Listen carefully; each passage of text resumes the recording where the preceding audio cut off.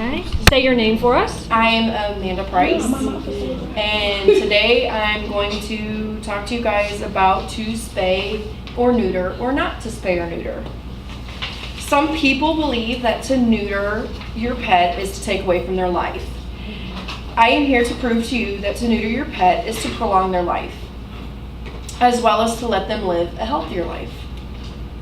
Puppies and kittens are cute. However, there is an overpopulation problem that is due to us as pet parents.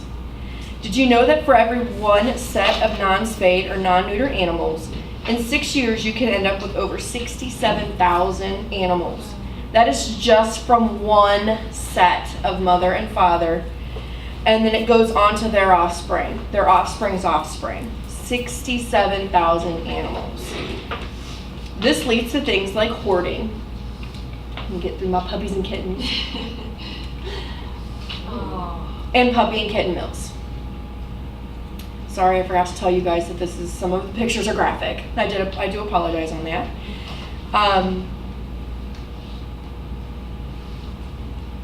This is actually from Puppy Mills. And these are animal hoarding. People who take too many animals in their houses, do not have enough money to be able to provide medical care for their animals. So in turn, they end up with very skinny, very not healthy animals, and animals that are not being spayed or neutered. So again, adding to the population problem. First, let's discuss the problems associated with not spaying or not neutering your pet. Unfortunately, many people avoid spaying or neutering because they believe the myths that are associated with the procedure. Myth 1, you're gonna love some of these pictures. My pet will get fat and lazy. Honestly, it is us as the pet parents that make our animals fat and lazy by not providing them with enough exercise, as well as not providing them with enough healthy foods. Number 2, shouldn't they have a litter first? Well, in fact, it's the opposite. Females spayed before their first heat, which normally happens around their 6 to 8 month mark, generally are a lot healthier if you get them neutered. Number 3, but my pet is purebred.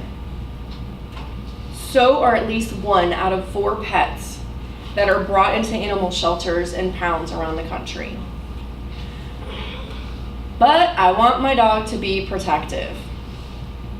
In all honesty, spaying or neutering does not affect a dog's natural ability to be able to protect their home or their family. A dog's personality is formed by their environment, not by their sexuality.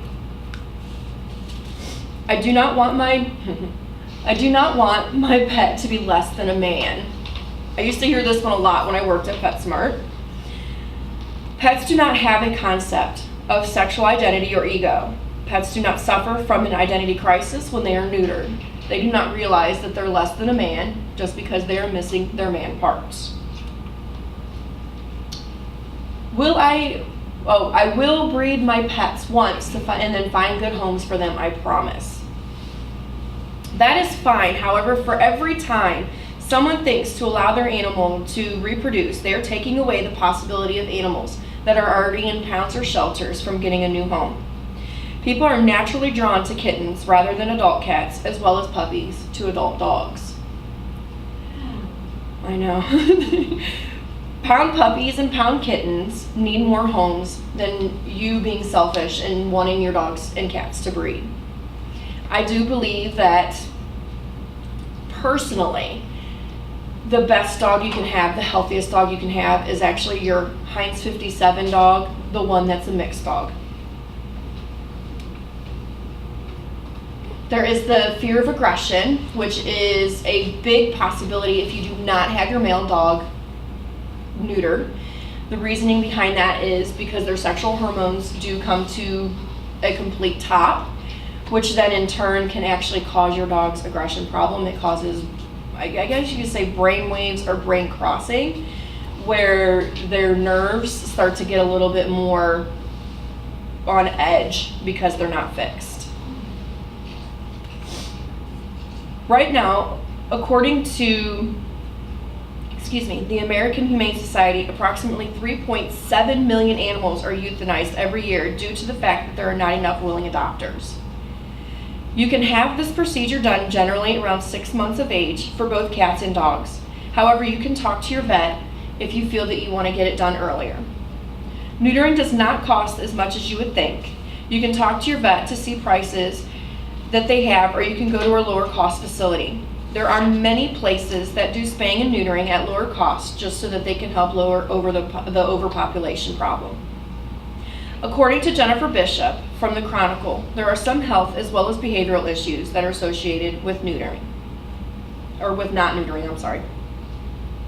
For behavioral benefits, in male cats, it will reduce marking, fighting, and roaming. In female cats, it will eliminate their heat process. In female dogs, it will eliminate the heat process, which can consist of them having a form of menstrual cycle. And then male dogs, again, with the aggression. Some of the health benefits, it can cut down cancer probability in your pets by 96%. Obviously, if you neuter your animal, the chances of them getting things like ovarian or testicular cancer are non-existent. There is a debate on whether or when to get your pet spayed or neutered, but I would always talk to your vet for any questions you might have. A lot of adoption places and rescues are spaying and neutering pets around the age of 8 to 12 weeks. So again, if you get an animal from an adoption agency, generally you already spayed or neutered animal. I think that as long as you spay or neuter your animal before their first heat or their 6-month mark, you are in a safer zone to help the overpopulation problem and then help with animals starving and dying on the streets. In conclusion, I would like to recommend that in the overall health of your pet, that spaying or neutering is your best option. I think that it does prolong their lives and that it does prevent them from getting some seriously bad diseases like cancer being the main one. I want to thank you all for your time, and I hope that you think long and hard about spaying or neutering your pets. Neutering and spaying is the only way. And that's it. I got a little nervous. That was the first time I ever got nervous.